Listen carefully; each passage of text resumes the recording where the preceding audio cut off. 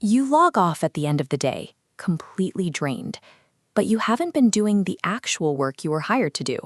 Instead, you spent 8 hours navigating a maze of shifting alliances, quiet factions, and the relentless hum of office gossip. Most of us enter the workforce believing in a strict meritocracy. We operate under the assumption that keeping our heads down and producing high-quality work will naturally result in promotions and respect. But the reality is much more complicated. Industrial psychologists define organizational politics as the self-serving behaviors employees use to increase their probability of obtaining positive outcomes.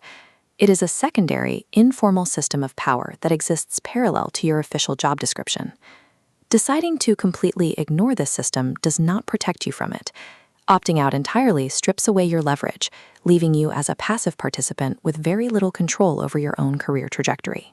Assam faculty data shows as organizational politics rises, performance sharply falls. Marquette University research on dirty workplace politics adds a third metric, threat appraisal stress, rising in lockstep. Notably, female employees experience a significantly higher spike in this psychological stress than male colleagues. This leaves us with a difficult dilemma. Participating in toxic, dirty politics damages our mental health and performance, but completely ignoring the political landscape stunts our career growth. We need a third option. Long-term survival requires a method of interacting with the political system to protect your interests while carefully deflecting the toxicity. We can start by looking at office politics through a different lens. Rather than viewing it as an inherently malicious force, we can treat it as a neutral, informal network for communication and information flow.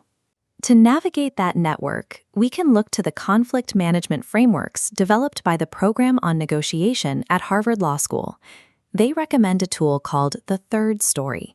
This is the version of an event that a completely neutral observer, like a mediator, would tell.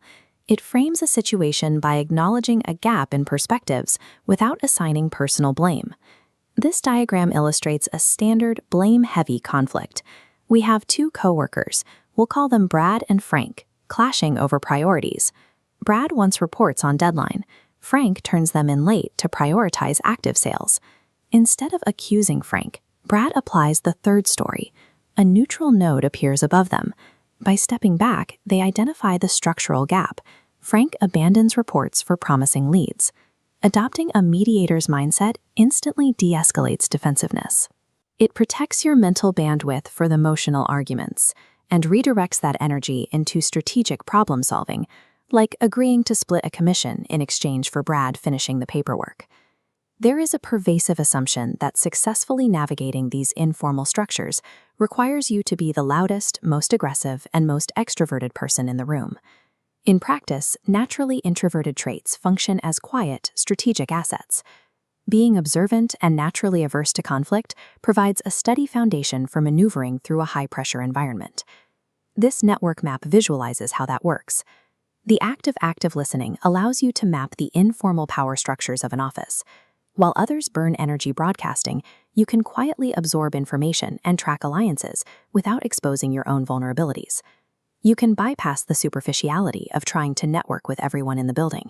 Instead, you can focus your energy on cultivating deep, one-on-one relationships built on genuine trust and careful observation. True political leverage rarely belongs to the person doing all the talking.